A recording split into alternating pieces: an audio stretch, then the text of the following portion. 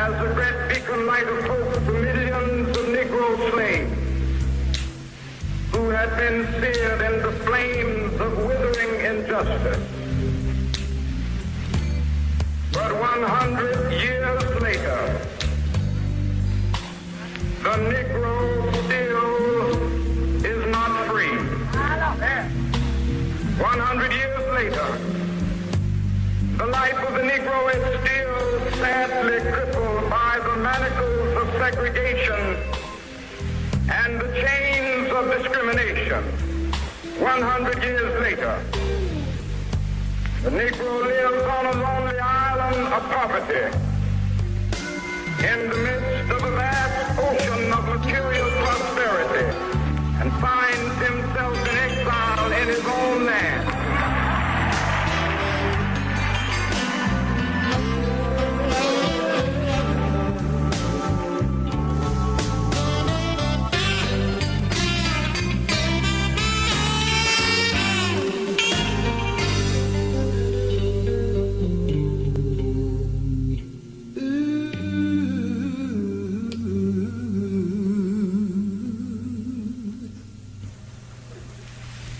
What does that say?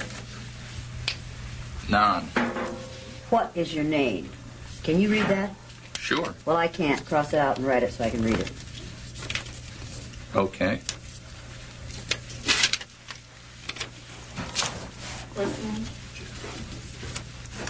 Yeah.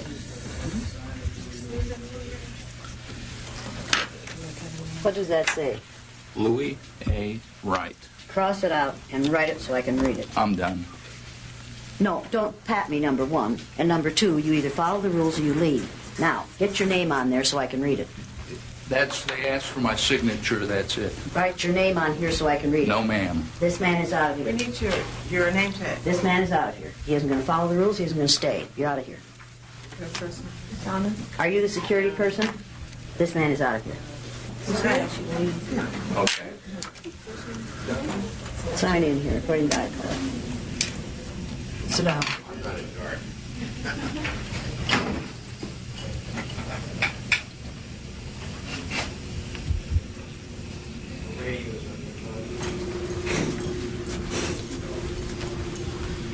All the way up? All the way up. Okay.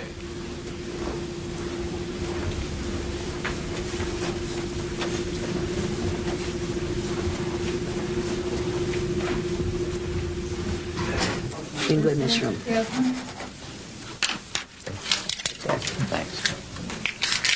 Sign in here, according to iPod. Well, I guess I'm over here in the knob. I'm not brown. Your person? Sit down.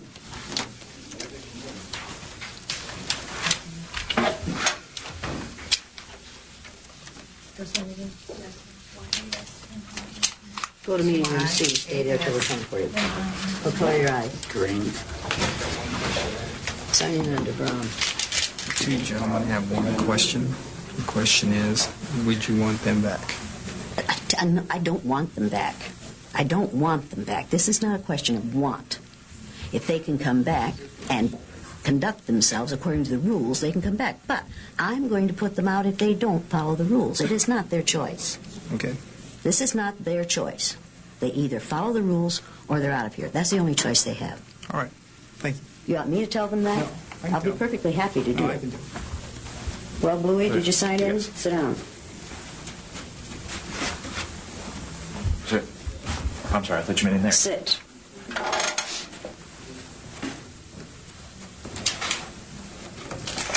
Go to meeting room C and stay there till we come for you.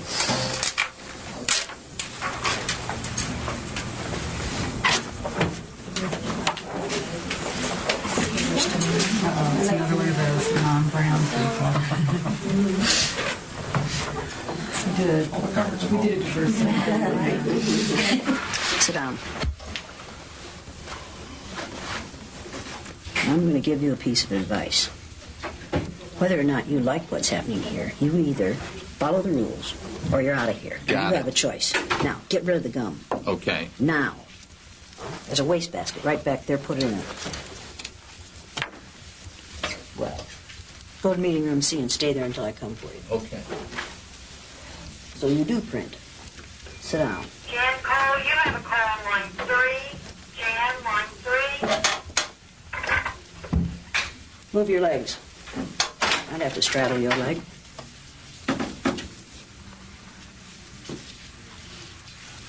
I'm going to warn you. You may be big and you may be tall, but you do exactly what I tell you to today. Do you understand that? I don't have a problem with that at all. Good for you. So even though we face the difficulties of today and tomorrow, I still have a dream. Yes. It is a dream deeply rooted in the American dream. I have a dream that one day Yes. this nation will rise up and live out the true meaning of its creed. We hold these truths to be self-evident that all men are created equal. I want every white person in this room who would be happy to be treated as this society in general treats our citizens, our black citizens.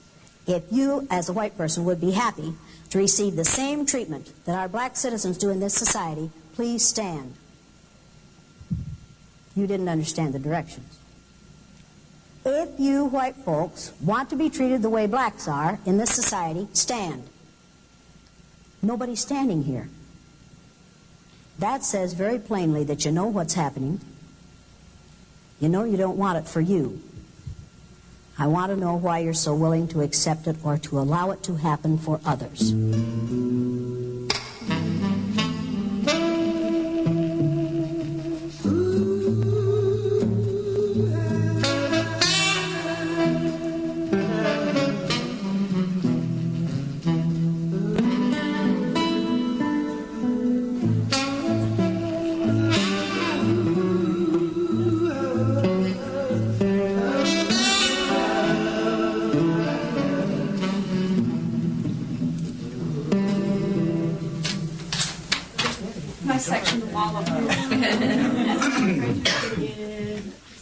The purpose of this exercise is to give these nice blue-eyed white folks the opportunity to find out how it feels to be something other than white in the United States of America. And these people today are going to learn more than they want to know. The purpose of this exercise is to help these people walk in the moccasins of a person of color for a day. What I am going to do is assign to these people, on the basis of their eye color alone, all the negative traits that we have assigned to females, to people of color, to gays and lesbians, to people who have disabilities of any kind, to those who are obviously physically different. We are going to assign to these people all the negative stereotypes that we have so easily assigned to those groups. We are going to lower our expectations for these people, and we are going to force them to live down to our expectations of them.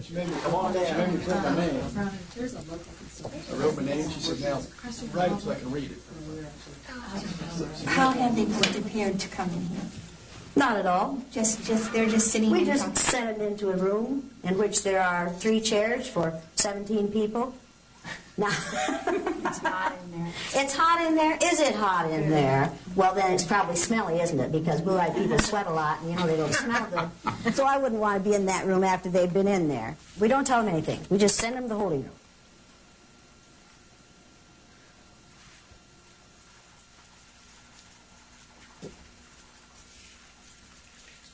A new reality is going to be created for these folks this morning. Now, we're going to treat these people negatively on the basis of the color of their eyes. And the reason I use eyes is because eye color is caused by the same chemical that skin color is caused by. If you have lots and lots of melanin in your hair, your skin, and your eyes, you have very dark hair, dark skin, and dark eyes. If you have only a little melanin in your hair, your skin, and your eyes, you have light skin, light hair, and light eyes. Now, having light skin, the first people on this earth, the first modern human beings on this earth, evolved near the equator in sub-Saharan Africa in about 280,000 years ago. They needed lots and lots of melanin to protect their cells from the rays of the sun. That's what melanin does for you.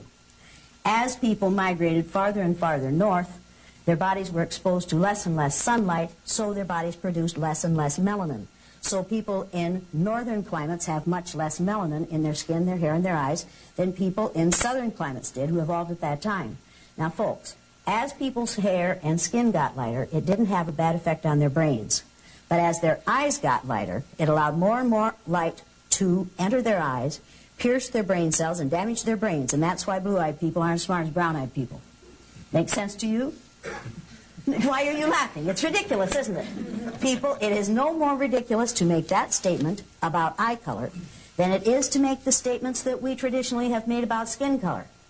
If it makes good sense to judge people by the amount of melanin in their skin, then it makes equally good sense, more good sense, to judge them by the amount of melanin in their eyes. And that's what we're going to do this morning.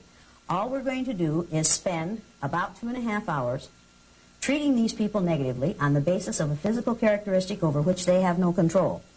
Now, they aren't going to like this. If you do your job right, they aren't going to like this. Is that going to make me happy? Yes, yes, because I want them to be uncomfortable, and I want you to help them to be uncomfortable. Now keep the noise down.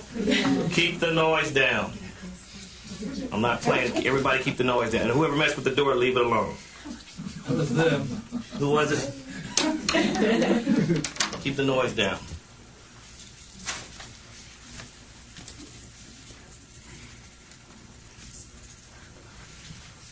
I think we should sing "We Shall Overcome." Does anyone know the Okay, words? what actor should you guys go? You see what this badge says? I'm not an actor. Keep the noise down in here.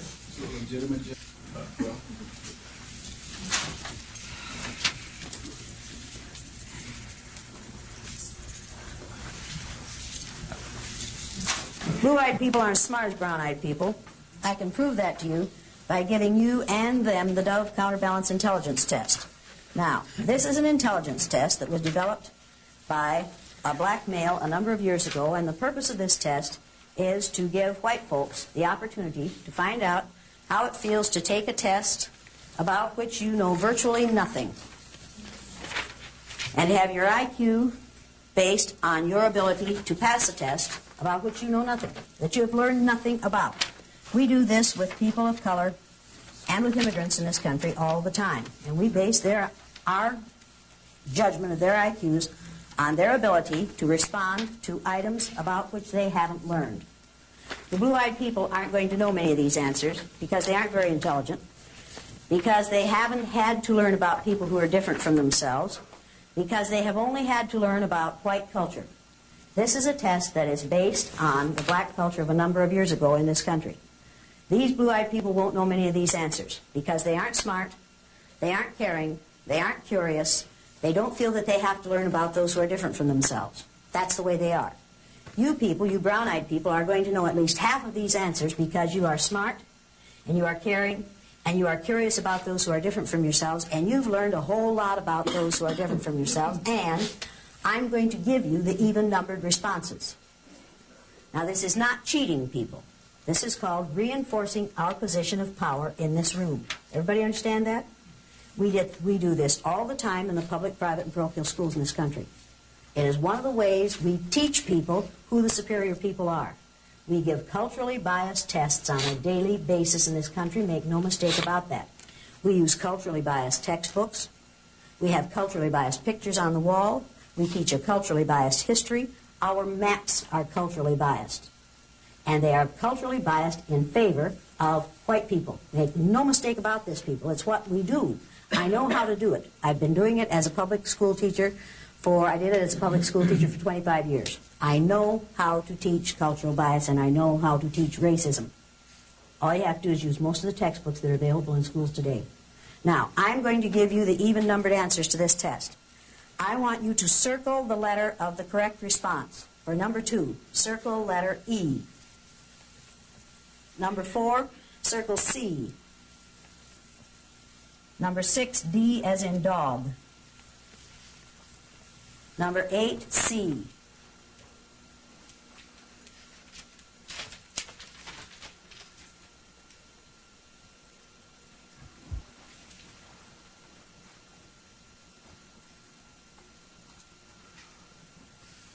18C, 20C, 22B, as in Bluey. Okay?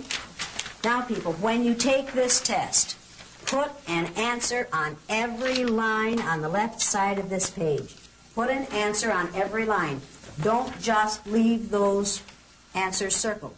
Because if you do that, they'll look over at your test and they'll say, see, you cheated. Now, we aren't cheating. We are simply reinforcing our power. Has nothing to do with cheating. It's just the way society is. Put your paper underneath your pad. When you take the test, move your chairs back so that they can't see your answers, because if they can see your answers, what will they do? They'll copy them, because that's the way they are. You just have to realize that. Now, we're doing this for their own good. We expect them to be grateful. The rules for the day are going to be that you will not look at these people unless you can either frown or sneer at them. It's all right to laugh at them, but do not laugh with them. How many of you have friends in the blue-eyed group? Let me put it this way. How many of you used to have friends in the blue-eyed group? Now, some of these people are going to leave here very, very angry. Make no mistake about this. That is their choice. When they leave here and they say they're angry, you need to be prepared to say to them, wait a minute. You had it for 2.5 hours. Your home wasn't threatened. Your family wasn't threatened. Your job wasn't threatened. Your income wasn't threatened. Your future wasn't threatened. And you had it for 2.5 hours, and you knew it was temporary. You knew it was going to be over at least by 6 o'clock this afternoon. Why are you so angry? And if you are so angry after 2.5 hours, can you apply that, the way you feel about that anger, to what it must feel like to live with this for a lifetime? In order for this exercise to work, it takes your cooperation. Now, how many of you are going to cooperate with this exercise? Raise your hand if you're going to cooperate. Why are you so slow at getting your hand up? Because it sounds like rude behavior, and I would normally not, I would go out of my way not to be rude, so I will have to try to do this. Do you normally go out of your way to prevent other people from exhibiting these kinds of behaviors toward people of color and people with disabilities and gays and lesbians? And go out of my way to prevent that treatment? 50-50. I mean, yes and no. Yes, sometimes they do. No, sometimes no. No, no. People, the only thing necessary for the perpetuation of evil is for good people to do nothing. And for the most part, we white folks do nothing so that we can say, well, we didn't do it. We aren't responsible. As long as we do nothing, it is like giving our approval for those who are going to do the negative things. It is not enough to do nothing.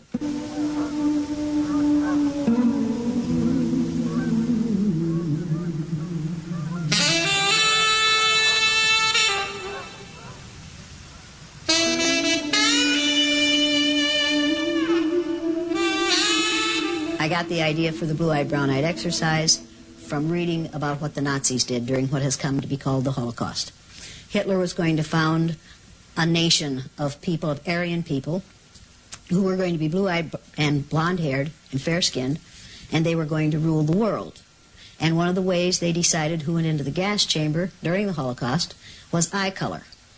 I decided on the day after Martin Luther King was killed that I would do what Hitler did. I knew it worked for him. I thought it might work for me.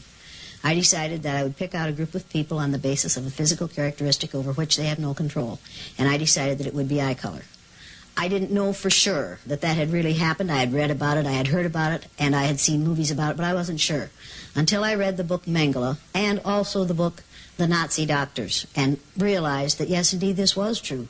And in the book Mengele, which I have here, and which is one of the really scary books I've ever read, it talks about him doing these experiments without benefit of anesthetic, either chemically or surgically, on people of all ages to find a way to change people's eye color from brown to blue, so that when they found a brilliant brown-eyed Jewish person, they could change that person's eye color and so make that person a member of the master race. Now, this was in one of the most civilized societies on earth. Some of the greatest philosophers the world has ever known came out of Germany. And here, this man with this intelligence taught us all that if you have enough brains and enough power You can kill other people who have a lot of brains, who have no power, and you can do it on the basis of a physical characteristic over which they have no control, or a religious belief with which you disagree. That's a scary, scary thought. It has happened before. It will happen again unless well-meaning people read things like this and realize that this wasn't a monster. This was a man who was doing what he thought was right and had the power to do it. This is an interesting book. Here's another interesting book called The Nazi Doctors that tell you exactly what it took to get people of intelligence and education to go along. It's terrifying. It is absolutely terrifying. And the terrifying part of it was that, in fact, ultimately it was so easy to get them to go along. Intimidation works.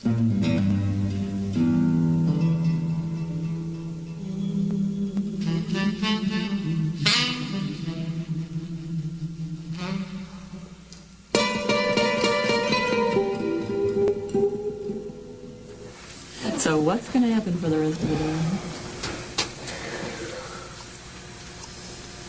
So, I mean, we're really not afraid of anything happening to us. We know realistically nothing is going to happen to us if we walk out the door, but we can still play the game. Play gin. Right. Right. We want coffee. We want air.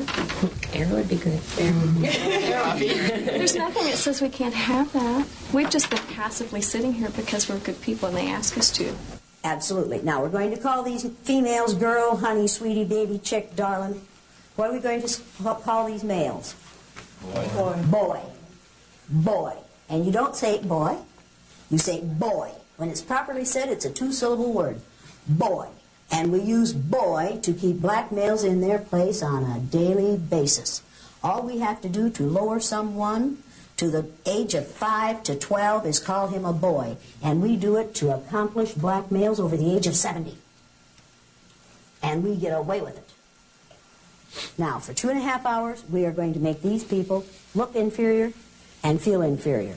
How many of you think these white folks can take this? Now, people, think about what you've just admitted.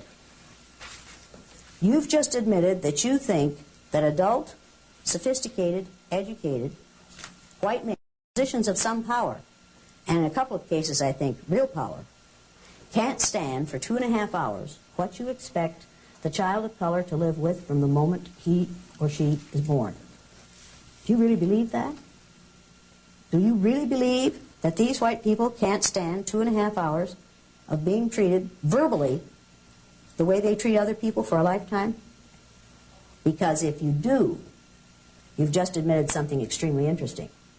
You have just said that people of color are stronger than white folks. That we have created a situation in this country in which we have built tremendous strengths into people of color, and in which we have not built those same tremendous character strengths into white folks, particularly white males. Does that bother you at all? It's called survival. It's called survival. Absolutely. It's a survival skill.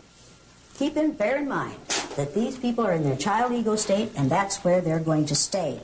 Because people are easiest to control when they're in their child ego state. So these people are being treated like children, and they're going to act like children, and it's what we do with females in this country every day. We treat them like children, and when they act like children, we say, see, you're acting like that because you're female. Now, people, if you are tempted to look at one of these people and wink at them, to let them know, without me catching you, that you really don't mean any of this, I'll change your eye color so fast it'll make your head swim. So just let me catch you looking at your tall white friend here. Just let me catch you doing that, friend. Let me see your eyes. You'll join them quick. Right away. You want to be with them? Okay, Brownie, you're going to be a bluey. It will not make you comfortable. Do not give these people any kind of reinforcement, people. Do not smile at them. Do not look. If you're sad for them, don't let them see it. And some of you are going to be sad for them. You look like you're sad for them already, and we haven't started yet. You aren't sad for them? Good. Good for you. That's the right attitude. Just don't want to be one. Now, people, all I'm asking you to do is act white. That's all I'm asking you. Just act white. You white people know how to act white. You've been doing it all your lives. You people of color know how to act white. The way to get ahead in this society, if you're a person of color, is to act as white as you possibly can. Now, am I exaggerating here? Is that the message that this society sends? Assimilate. Assimilate really means act white. Assimilate means be as similar to the power group as you possibly can be, which means act white. And you can turn intelligent, bright, committed, conscientious, ambitious people into people who act lazy and slovenly and stupid and slow and unmotivated. And you can do it in 15 to 20 minutes, and that's what you're going to do this morning.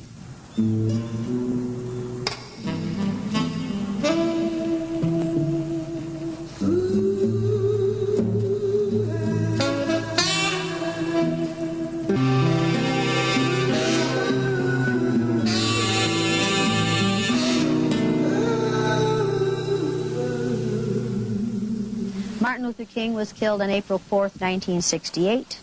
I was teaching third grade in an all-white, all-Christian community.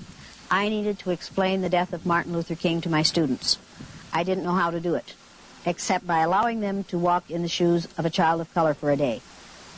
The first time I did it, no one knew until my students wrote essays about it, and those were published in the paper. And then the Johnny Carson show called and asked me if I would come in and do the Johnny Carson show. Then people in the community found out about it. Then all kinds of unpleasant things happened. I got vicious calls in the night. We got, probably between 500 and 600 letters, a third of them so ugly and so obscene that I couldn't share them with my third graders. That fall, when people came to register their children for school, their offspring for school, 20% of those who had children coming into third grade said to the principal, "Don't put my kid in Elliott's classroom." Every year after that, the same thing happened, only sometimes parents would call in and say, "I don't want my kid in that nigger lover's classroom." And the principal never had to say, "Which nigger lover do you mean?" Because we all knew there was only one. My children were beaten and spit on, my own offspring. We have 4 children. They were abused by their peers, by their teachers, by the parents of their peers. My parents lost their business. My father died totally isolated 3 years ago in the community in which his great-grandfather was one of the first settlers, isolated because he had raised the town's nigger lover. I've learned a whole lot about racism.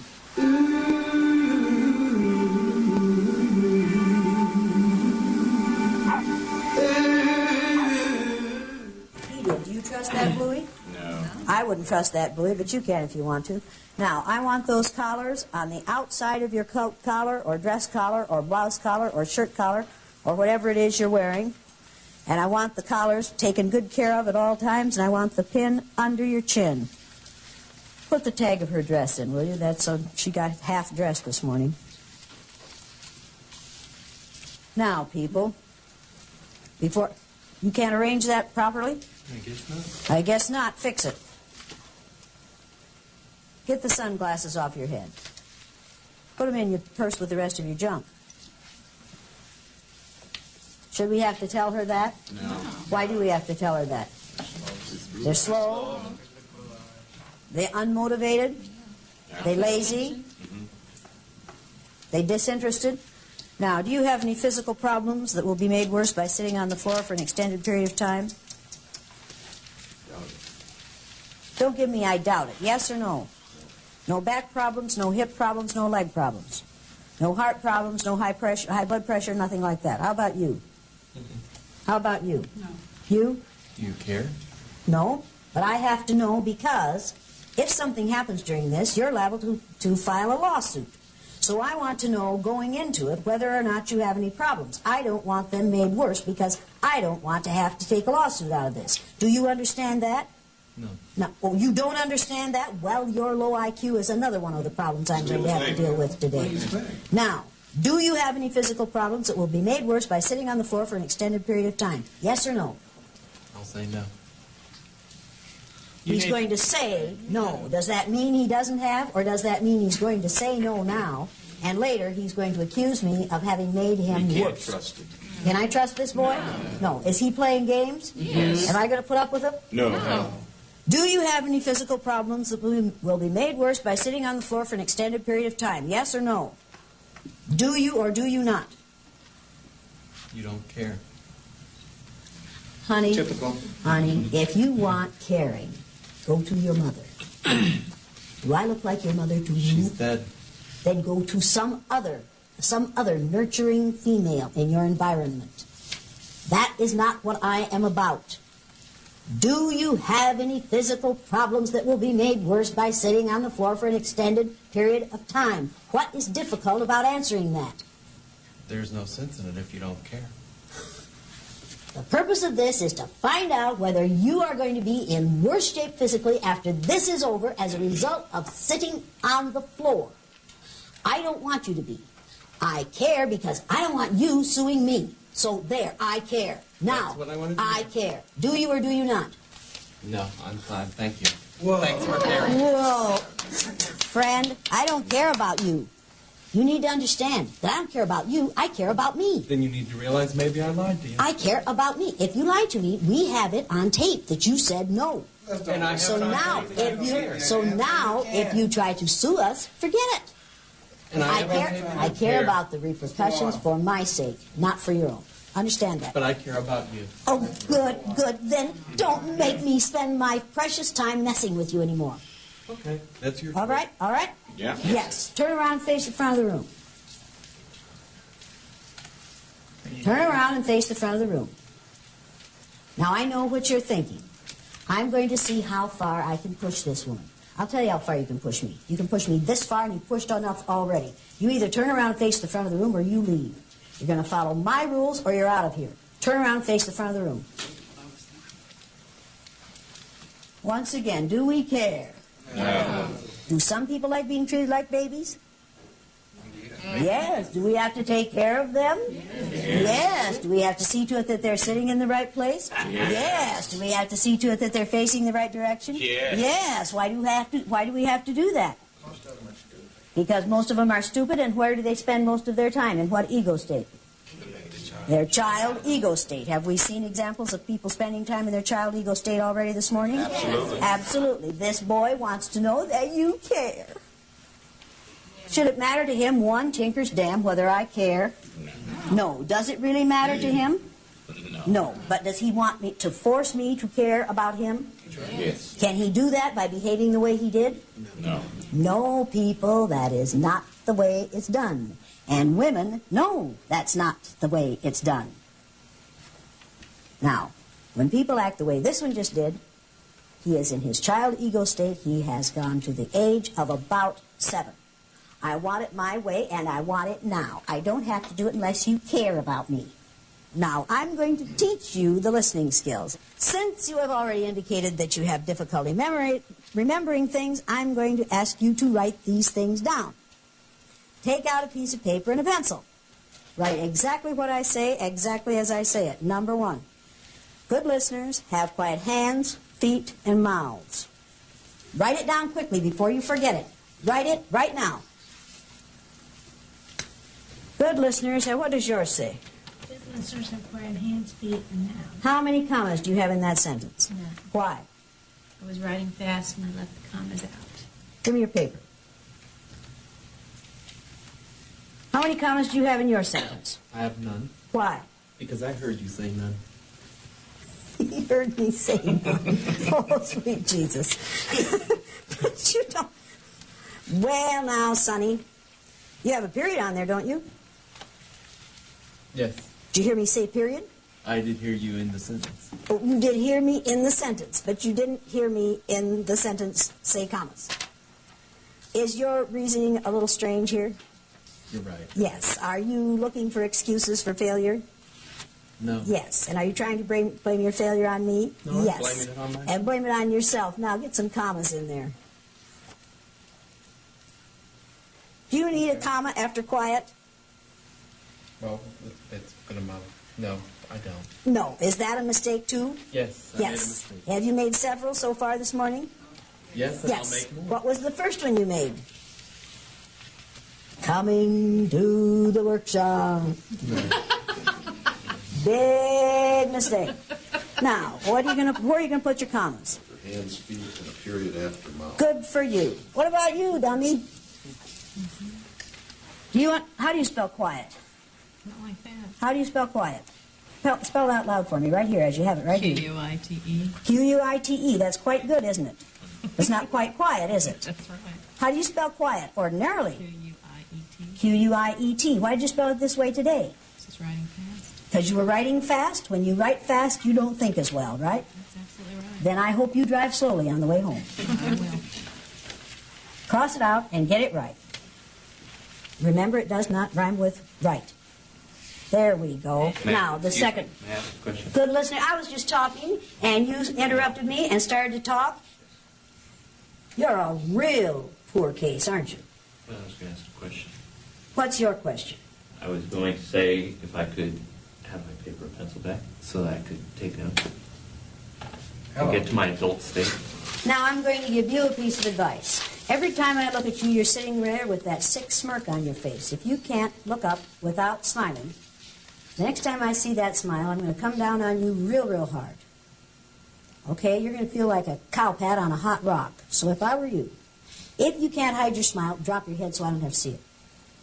Just look down when I'm coming towards you so I don't have to see that smile. Does that make sense to you? Yes, it does. If you have a nervous twitch and you can't help smiling, put your face down so that I can't see you doing it, because I take exception to it, and that's not good for you. Do you understand that? Yes, I do. Yes. If you're going to get through this workshop, you are going to live down to my expectations of you. Because if you don't live down to my expectations of you, we're going to call you an uppity bluey. And we're going to ride your tail until you do live down to our expectations of us. How do I know how to do this? By your observations. Of what? Of what happens in society. That's right. That's right. We, in the power position in society, know how to keep people in their place by lowering our expectations for them, by forcing them to live down to our expectations of them, and we do it by such ways as when President Reagan signed the decree establishing Martin Luther King's birthday as a national holiday. As he signed the decree, someone said, Mr. Reagan, he signed it in front of the press, was Martin Luther King a communist? And he threw down the pencil and he said, well, we'll know in 30 years, won't we? So you see, you hold out the rose with one hand and you yank it back with the other. We'll give you this day, but we don't really want to. And that was on network television. Everybody saw it. Did that send a message to the black community? Yeah. Absolutely. Did it send a message to the white community?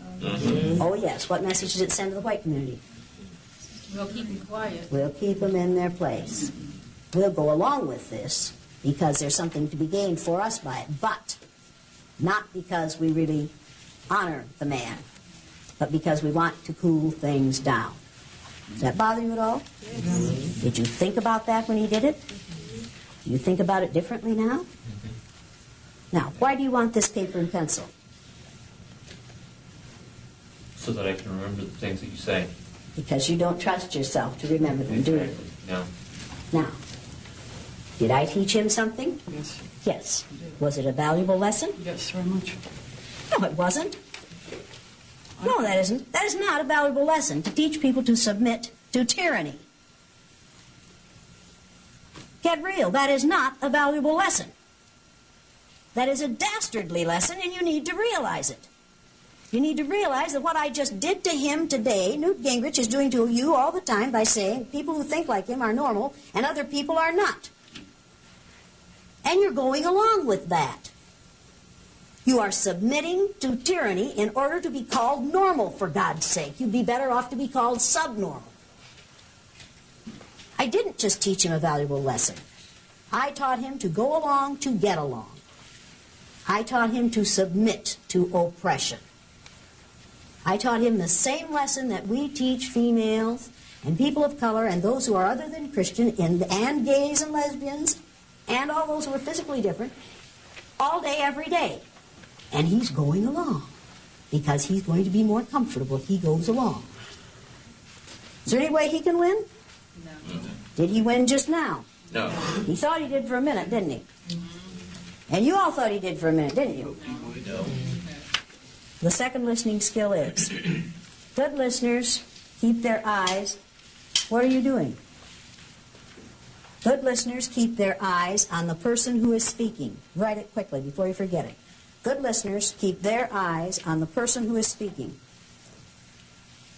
Good listeners keep their eyes on the person who is speaking. What are you doing? You have it written? No. Why not? Because my hands are still quiet from the first skill. Didn't I say write it down? Yeah. Write it down. And violate the first one. Write it down. I said write it down. Do it. Do it now.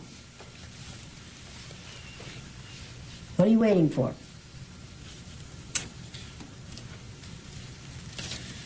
Now I'm going to warn you about something. In case you don't recognize it, I'm messing with your mind. Now, I told him to conform, and then I said it was stupid to conform.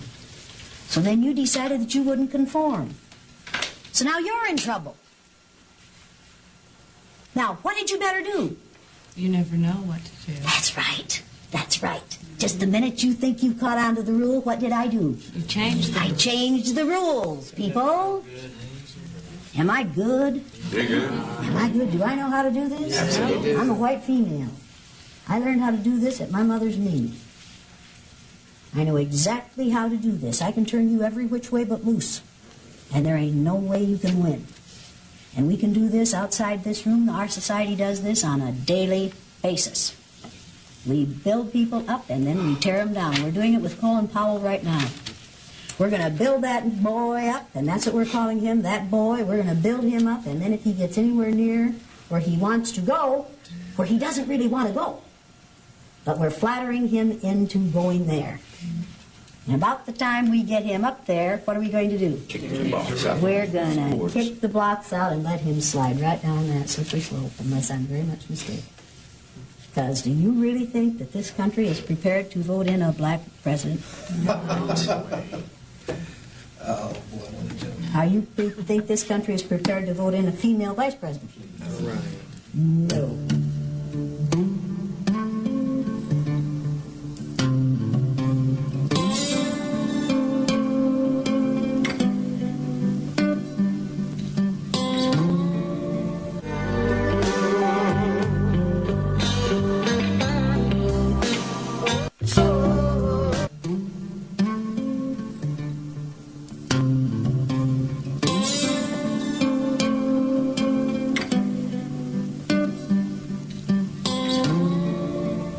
This town calls itself the City of Beautiful Maples, and these are all hard maple trees lining both sides of most of the streets in town.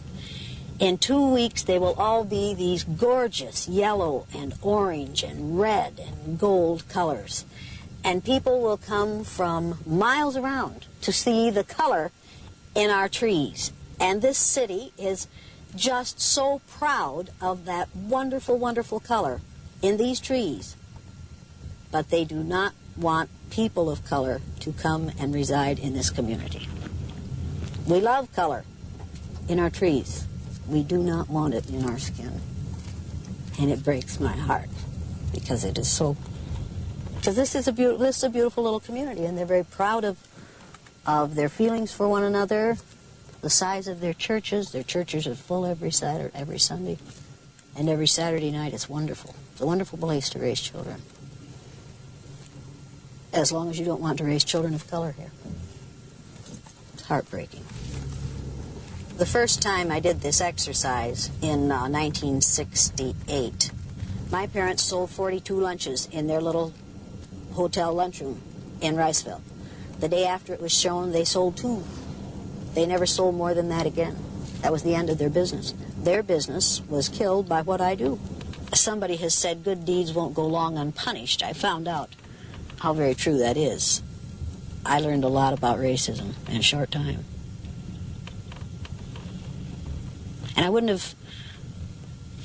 wouldn't have bothered me as much if I had been the only one they exposed to that kind of behavior. But nobody confronted me in all those years, to this day, no one other than my peers one time have confronted me.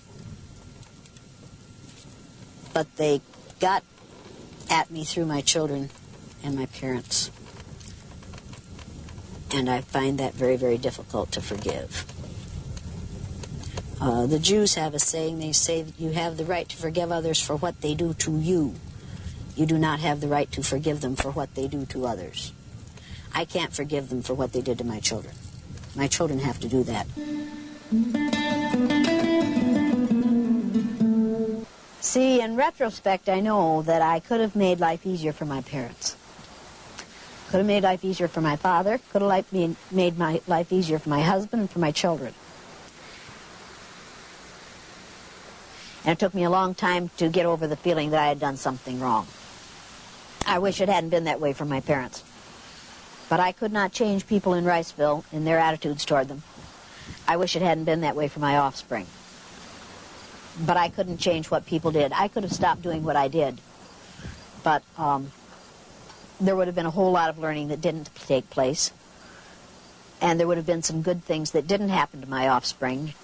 And if I had stopped, it would have been saying to my kids, when things get unpleasant, just stop what you're doing. Just go along to get along. That wasn't a message I wanted to send to them.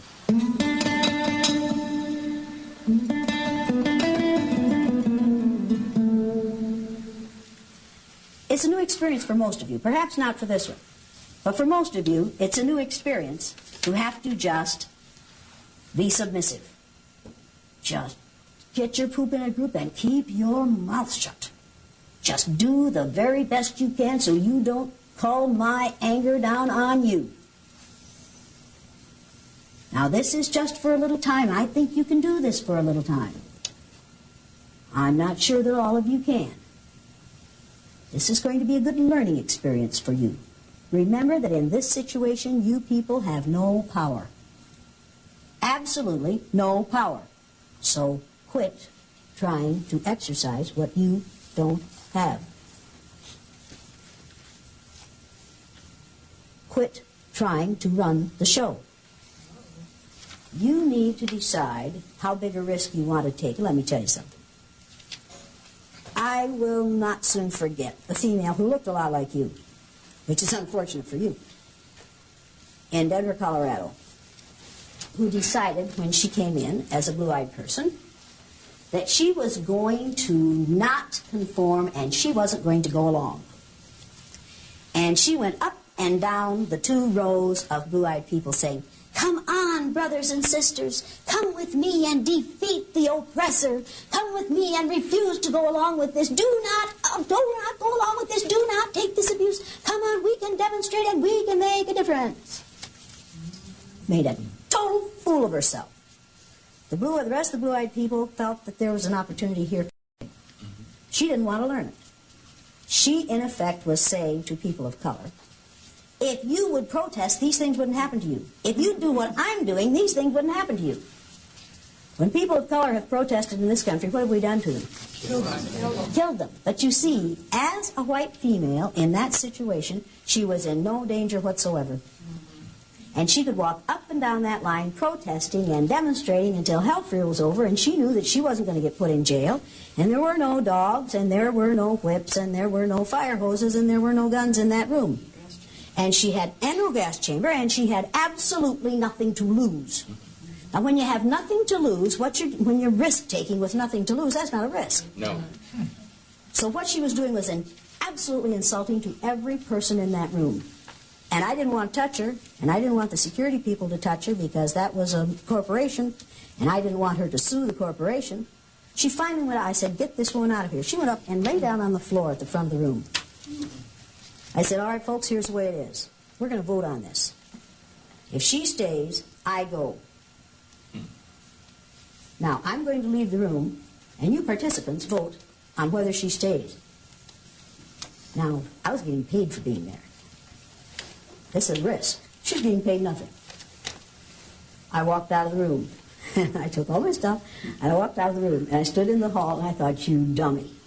You dummy. What have you just done? You have probably just lost a large account.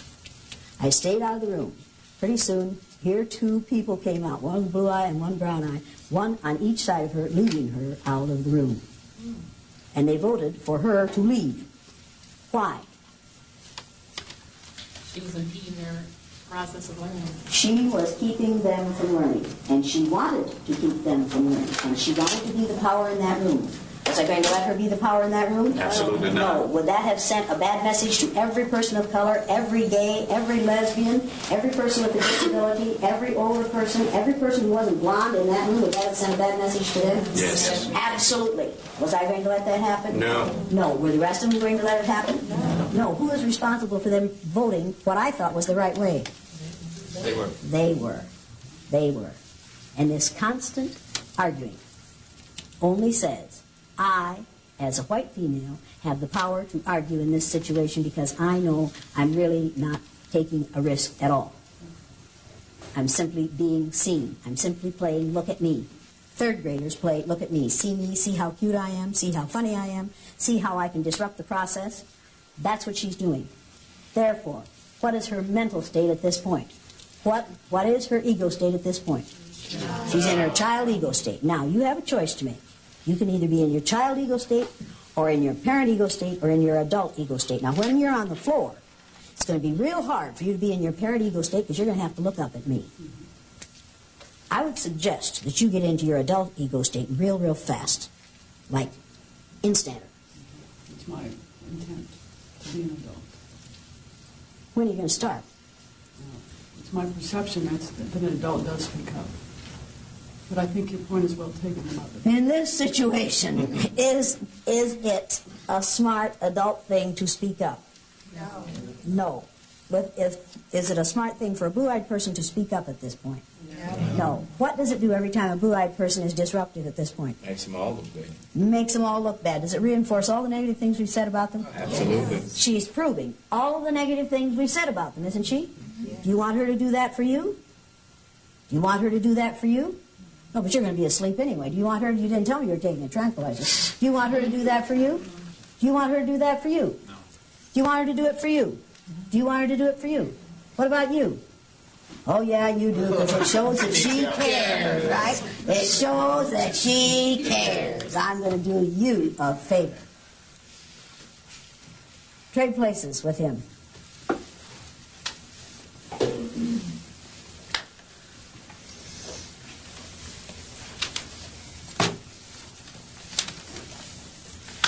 Now, the second listening skill is, now, I don't want you to talk to him. Oh, I think you're in the wrong place. You trade places with him.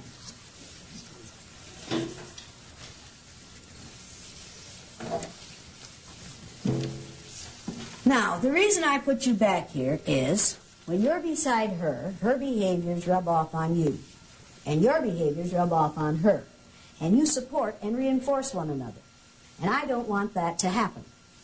So in order to keep that from happening and keep you from getting into trouble, I put you back here where that won't happen to you. Did I do this to be mean to you? Probably in your mind, no. No, You were helping no. me. I am helping you, and how should you feel about that? I expect you should think I should be grateful. And are you? No. Why not? Because Is it I like because you're an having the ingrate? Because you like having the support? You are willing to take the support, even if it means getting you in trouble. Yes. Does this man like to suffer? He doesn't know any better. You like to suffer. He's a martyr. Does martyrdom appeal to you? No. No? Is there any way you can win here? Not under the present rules, no. Have you won yet? Not yet. Am I going to let you win? You don't want me to win. Am I going to let you win? Where's the only place you can win in this situation?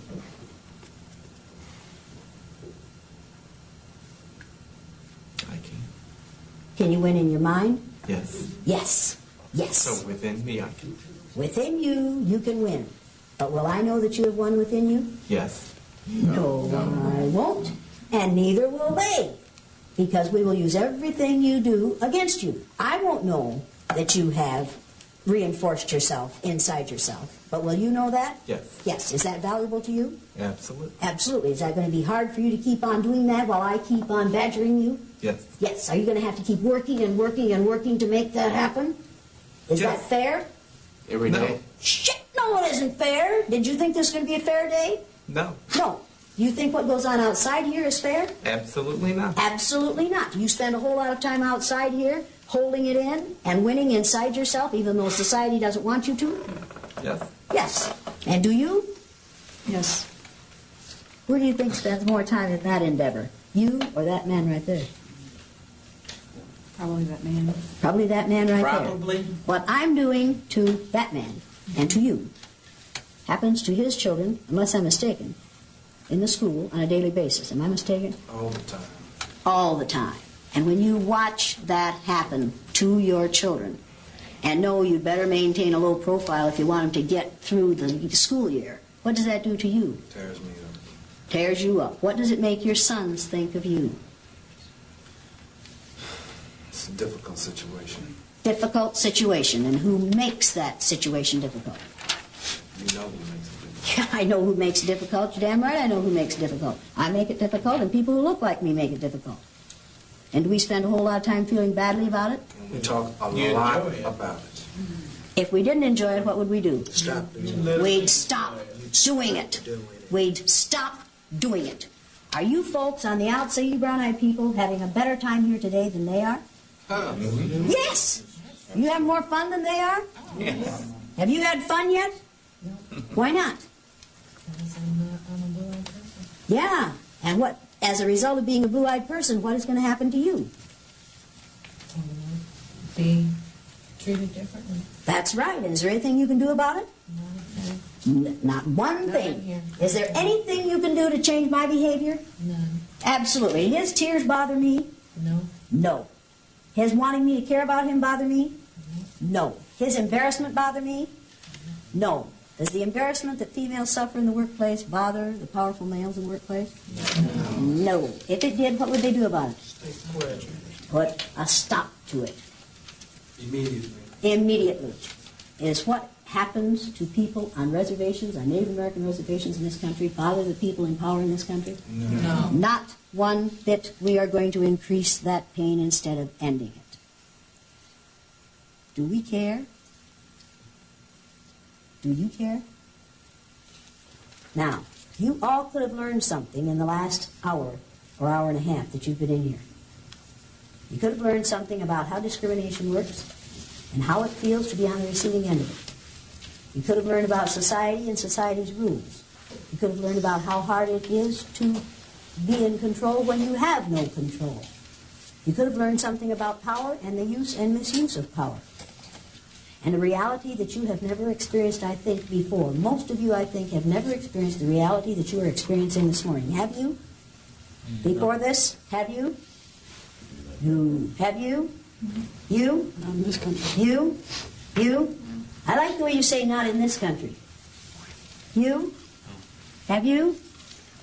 Have you ever experienced anything like this before? I've experienced discrimination because of being a woman, yes. Of being a white woman. Do you think the discrimination being visited upon you as a woman is the same as the discrimination that is visited upon her as a woman? Her reality. And your reality in this country. You do not live in the same country that she does. You live in the United States of America, but you do not live in the same country that she does. And neither do I. And neither does she. And she says she has never experienced this kind of treatment in this country. How many of those of you who are brown-eyed have experienced this kind of treatment in this country? The land of the free and the home of the brave, in which you are citizens.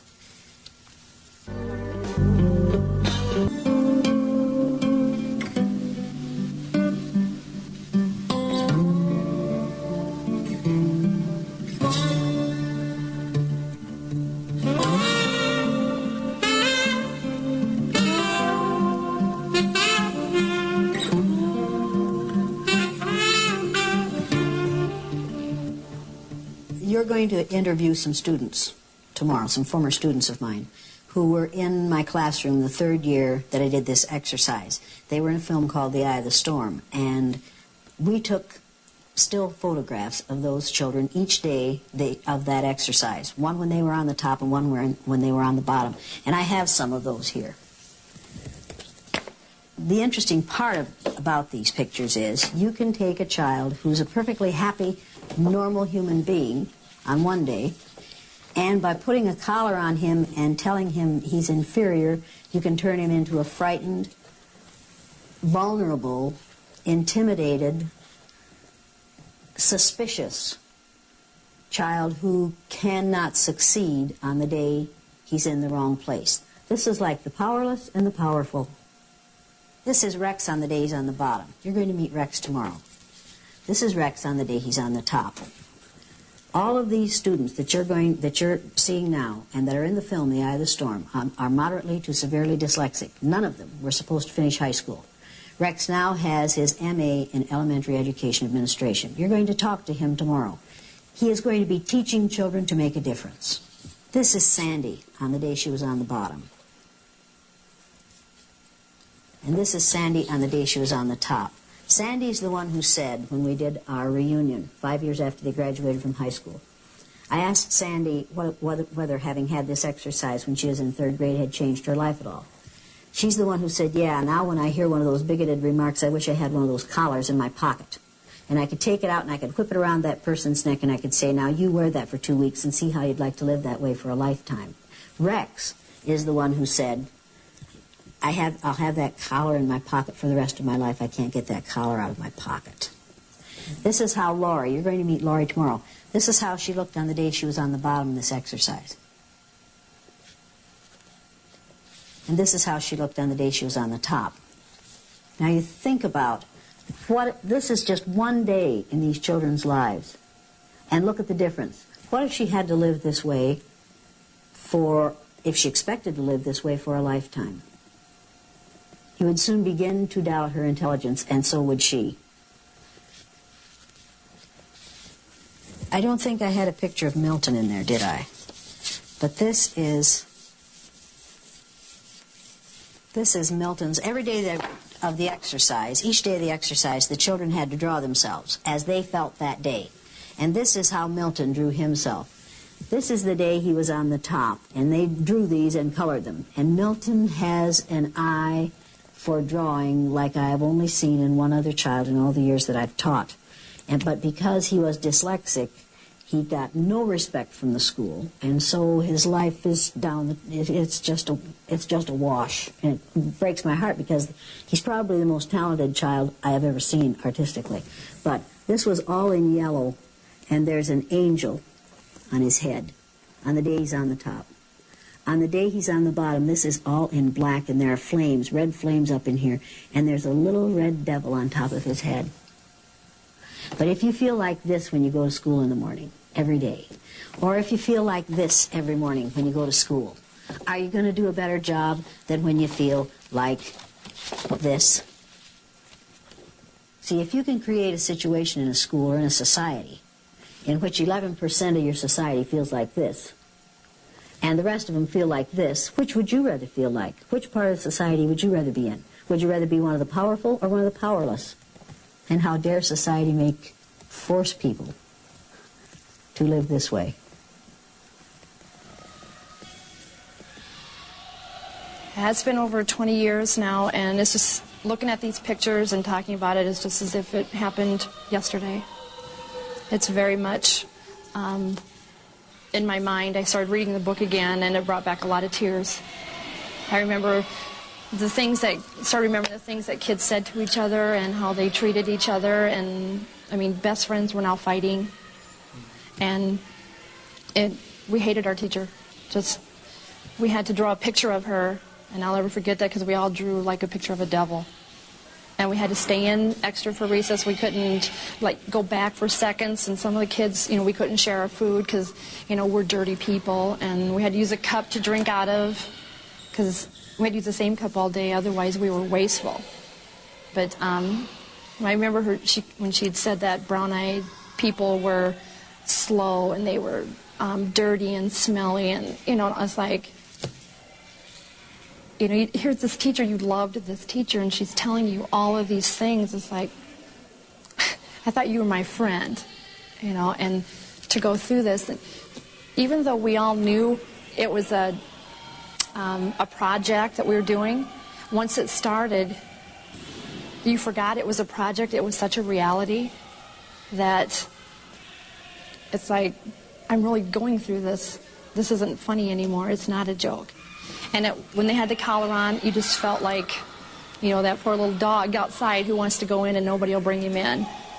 But, and then to take them off, you just felt like you'd won the lotto. You know, it was just really good. The exercise has a lot to do with how I feel today. It was just a one-day thing for me, but it has stayed with me all these years. But, you know, a black child has to live with this the rest of their life.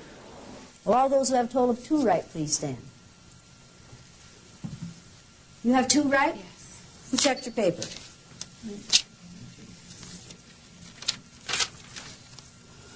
Where are the numbers on this paper?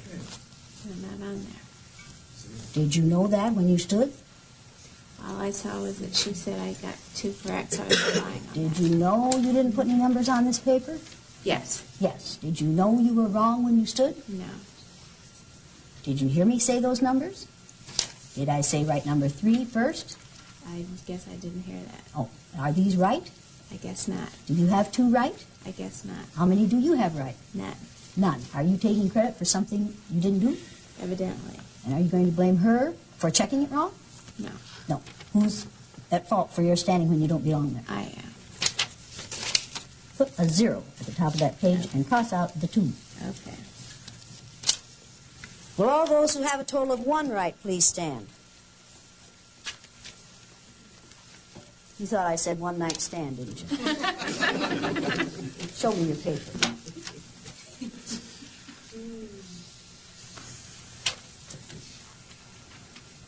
You want to check yours to be sure it's right before I look at it? Well, that is right. You did get 1 right. You're 25% right.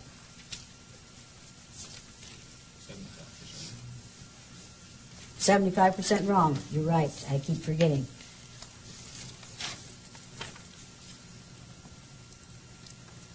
What's the third listening skill supposed to say? Yeah, remember, what's the third listening skill supposed to say? Third listeners listen from the beginning to the very end. Is that what yours says? No, I left out very. Sure left out very, didn't you? Yes, I did. You have 1 right here? And I should have 0 correct.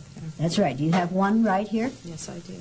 Is there 1 right? No, there is not. No. Should you be standing? No, I should not. So what are you going to do?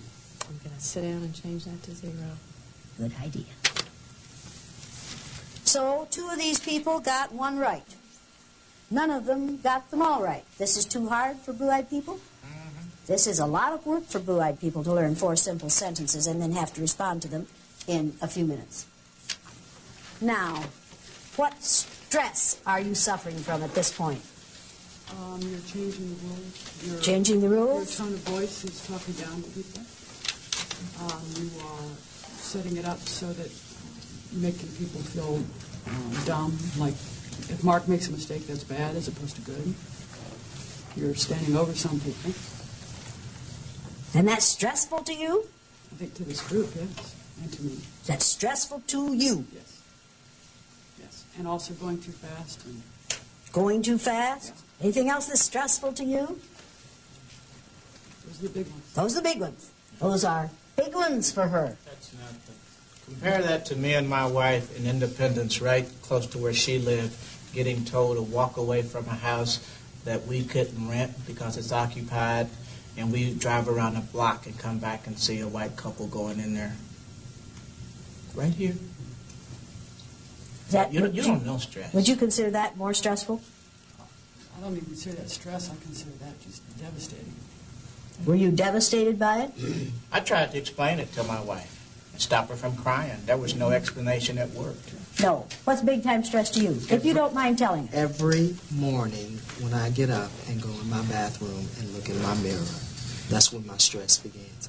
Because I go to a school where I am one of 2 black teachers. Out of how many teachers? 60. 2 black teachers in a school with 60 teachers. And you're one of the two. One of the two. That's stress. And are you treated differently on the basis of how you look in the mirror when you get up in the morning? Sure I am. And you know it's happening? Sure I do. And you recognize it? Yes, I do. And you can identify it? Sure I can. And if you describe it to your white peers, what do they say? Oh, Linda, please. That's not happening. It couldn't be happening. What about you? Is this big time stress for you, as far as you're concerned? No. No. Do you get stressed like this? Oh, yes. Do you have to perform in spite of it? Yes, I do. You have to do your job whether the stress is there or not. Right. If you give in to the stress, what do you have to give up? My job. Your job. This look a lot like a lot of stress to you? Very much so. It does? Yes. Do you think these people are stressed a lot? Well, they're stressed, but not what we go through. Okay, so is this big time stress compared to what you said? Very low. Very low. What about you? It's like a game. Yeah, looks like a game. Does it feel like a game to you? No. No. Does it feel like a game to you? You playing a game? Are you playing a game? Are you playing a game? Did you come in here prepared for a game? Did you think this might be a game? Did you think this is going to be a pleasant little day off work? Or spend your Saturday this way? Does this feel like a game to you? Quite a bit different. Quite a bit different. Why? Because we're on the spot rather than coming and changing roles and That's right. finding the moment out. Now, let me make something perfectly clear here. We are not going to reverse this today. Yesterday, I heard a couple of women say, well, I kept quiet because I thought she was going to reverse it and then she'd use what we said against us. I had no intention of reversing this, because if I reversed this, it would no longer be reality. That would be like saying to people of color, after we white folks have been on top for a while, then we're going to turn the tables and you're going to get your chance. See, if it's a game, then everybody has the opportunity to win. In this situation, and in society at large, not everybody has the opportunity to win. We do not have freedom and justice for all. We have freedom and justice for some, but not for all. This is not a game, because not everybody in this room is going to have the opportunity to win. You're never going to win, Maggie, if you keep writing while I'm talking. This is not a game. And are you role-playing? Today? Yeah. In a sense. In a sense, you are. Your memory is bad because you're pretending it's bad? Are you having trouble remembering things? No. Are you having trouble getting things right? Yes, of course. Yes? Why? Because the deck is stacked against you. Because the deck is stacked against you. So no amount of pretending is going to get you to pretend that you've got those written correctly, is it? Right. Correct. Correct. So the role-playing, hey, forget that. It's like Shelby Steele saying, as a black man, I have transcended race. Now, in your heart of hearts, all you people know that I'm lying to you about blue eyes. There's nothing wrong with having eyes of a color other than brown. And you know I'm wrong. Does that give you any satisfaction whatsoever? To know that I'm wrong? Is that making it all easier for you to go through this? No. You can transcend your eye color. Can you transcend my behaviors on the basis of your eye color? No. Can you transcend my eyeism? No. Can you change what is happening in here to you because you know that I'm wrong? No. All you can do is sit there and take it. Tell me what stress is. Now, wait a minute. He volunteered to tell me what stress is. I do not ask people of color to bleed all over the floor for white folks. I don't do that. You want to tell us? Go ahead and tell us. Stress is knowing that when you send a son or daughter to school, that they have to start learning how to be the best. And no matter what they say or what they do, it's never good enough. Because I'm always going to find something wrong with you. To the point of where I'm going to make you so frustrated that you get into a situation where you become unstable and you can't be taught. So now you have to go over here. And now we have to test you. And we're going to tell you what's wrong with your child. We're going to make him a statistic. We're going to keep him in the background. continuously. And you have to day in and day out talking to him. There's nothing wrong with you. Nothing wrong with you. You can do it, you can do it, you can do it. And he continues to come home hurt, and sometimes in fights. And you have to continue to keep doing it over and over and over. And the sad thing about it is that we waste so much time in trying to keep the self-esteem up that we lose the time that he could be learning. And they know that. Now that's what stress is. Quando os brancos enfrentassem situações vividas pelos negros no dia a dia, ela consegue produzir neles o sentimento de serem discriminados, provocando as mais surpreendentes reações. Semana Rebeldes com Causa, o olhar indignado de Jane Elliot. Amanhã, 11h20 da noite, no GN.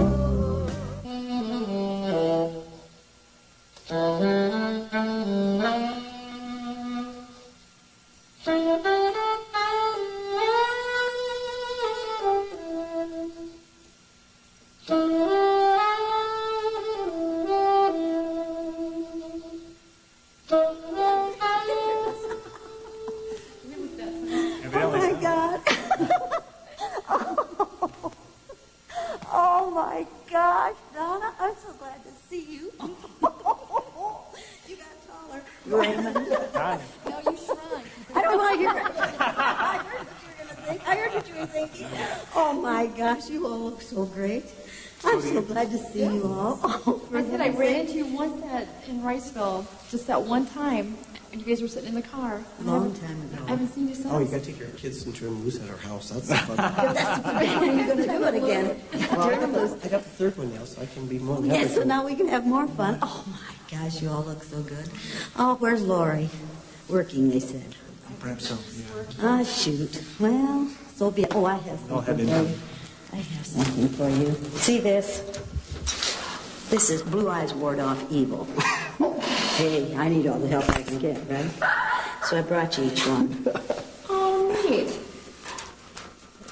Let's see, these come from Saudi Arabia by way of Sarah through Saudi Arabia. So when you wear them, think of Sarah in Saudi Arabia where men are men and the women laugh at them.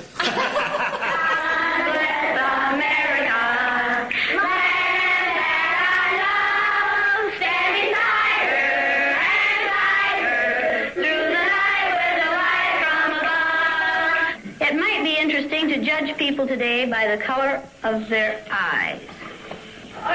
Would you like to try this? Yeah! Sounds like fun, doesn't it? Since I'm the teacher and I have blue eyes, I think maybe the blue-eyed people should be on top the first day. I mean, the blue-eyed people are the better people in this room. Oh, yes, they are. Blue-eyed people are smarter than brown-eyed people. They are cleaner than brown-eyed people. And if you don't believe it, look at Brian. The brown-eyed people do not get to use the drinking fountain. You'll have to use the paper cups. You brown-eyed people are not to play with the blue-eyed people on the playground because you are not as good as blue-eyed people. Well, the brown-eyed people in this room today are going to wear collars so that we can tell from a distance what color your eyes are.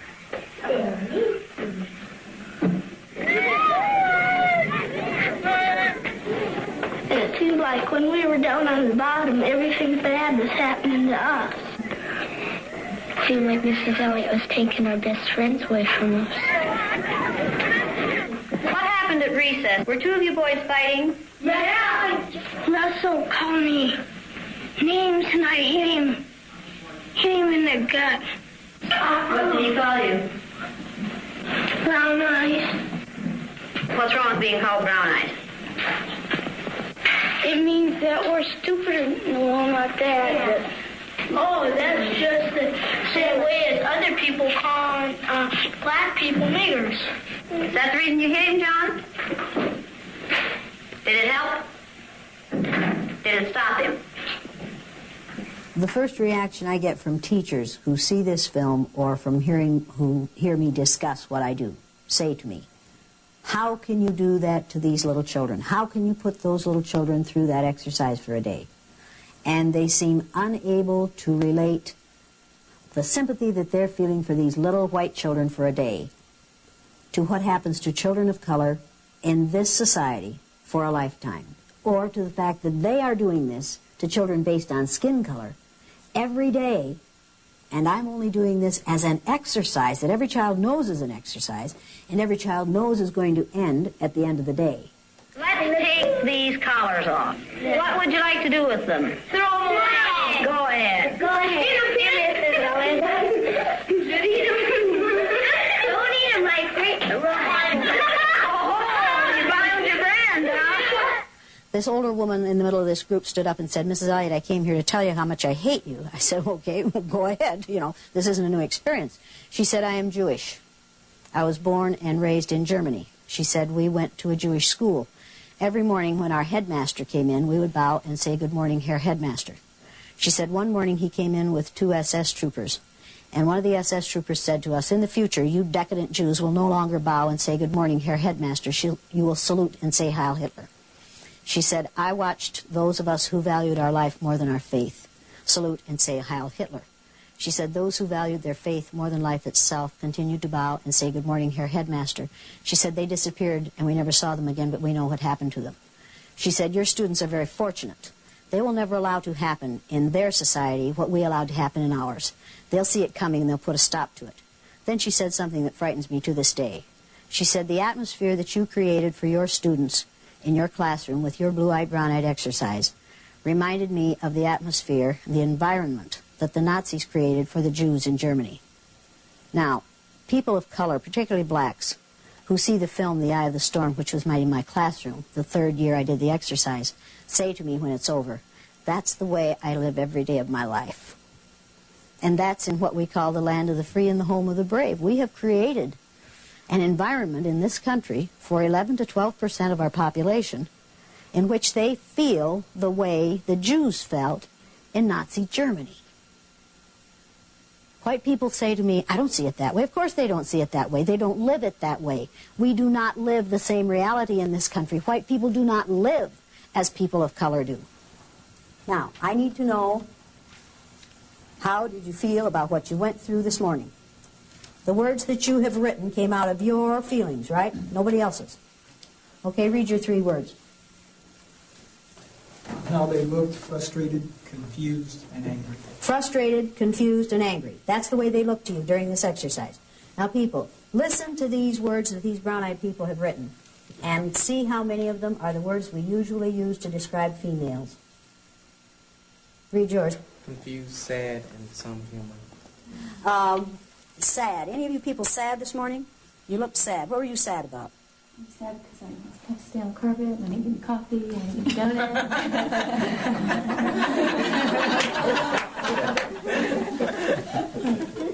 Valley girl? Like, wow, man. And I'll tell you something else. I'm going to give you a really valuable piece of advice. Okay. Get over cute. Okay. Now, I'm absolutely serious about this. Get over cute. Because you'll be cute until you're about 45. And then at 45, you won't be cute anymore. You'll just be an old broad. And there'll be a whole bunch of 18 to 40-year-olds there who are cuter than you are. And at that point, you will say, I want that promotion. And somebody will say to you, well, but see, I don't think of you as qualified. I just think of you as cute. And then you're going to howl sexism. Females, get over cute. Get competent. Get trained. Get capable. Get over cute. And those of you who are called Patty and Betty and Susie, get over that. Because we use those names to infantilize females. We keep females in their little girl state by the names we use for them. Get over it. If you want to be taken seriously, get serious. Get over it. Okay, read your 3 words. Confused, lonely, and uncomfortable. Confused, lonely, and uncomfortable. Yours. Ooh, did anybody in here feel lonely during this thing? What do you mean when you say lonely? Just like they're just... All alone. Yeah. They have no support group. Right. Here all these blue-eyed people are together, but there's no support group. And each of them knew there was no support coming, didn't they? Did they catch on to that real fast? You didn't even seem to expect help from one another. Would you have appreciated some defense? Well, yeah. Well, yeah! Where's Daryl? Don't you say another word until I get my husband in here, because you are so like my neighbor, I can't believe it. Well, yeah! You would have appreciated defense. Yeah. Yeah. Did you resent the fact that none of them stuck up for you? Or did you think they've got to cover their own asses? I figured that they knew that if they tried to come to my defense, that you'd point your guns at them. And so I figured that's the reason that they weren't. When I was picking on her, why didn't any of you males defend her? Of course, I wouldn't have defended her either, but why didn't any of you defend her? Why didn't you defend her? It's like if you're picking on her, you're not picking on me. And so by the rules I kind of saw, it's like I'm just going to sit back and lay low. And let her do it to them. It's what makes racism work, people. It's what makes homophobia work, people. It's what makes sexism work. It's what's going to make ageism work. To sit back and do nothing is to cooperate with the oppressor. As long as you folks did nothing, I was free to do whatever I chose to. Read yours. I see they looked intimidated, confused, and scared. Scared. Any of you people scared this morning? What were you scared about? I was, I think the thing that made me most scared was when we talked about the, just doing this for a day, and how it really is a lifetime thing for so many folks. Why does that scare you? It scared me. I really got in touch with just the incredible injustice that I'm a part of. Yeah, yeah. It really scared me. Yeah. I was really aware of my my stomach, and I was really aware once I really allowed myself to begin to really understand and really accept, the full impact of this. It started making me really sick. I just really felt physically sick at the. Now, you felt sick to your stomach this morning in a 2.5-hour exercise. Could that have anything to do with why so many black males die 9 or 10 or 15 years before white males do, and so many of them have high blood pressure and problems with heart and all kinds of problems that kill them early and have nothing to do with violence?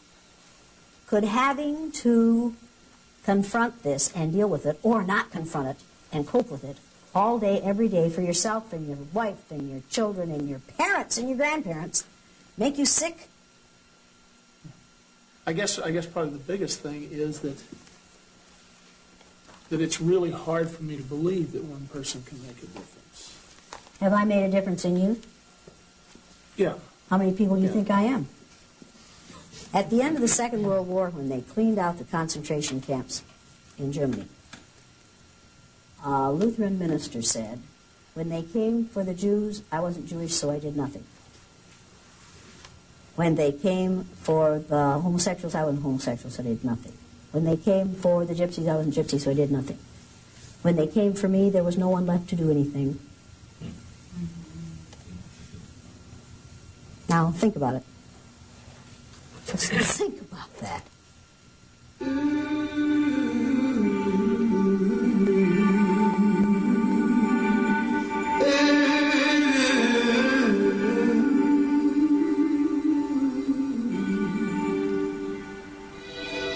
I still have a dream. It is a dream deeply rooted in the American dream. I have a dream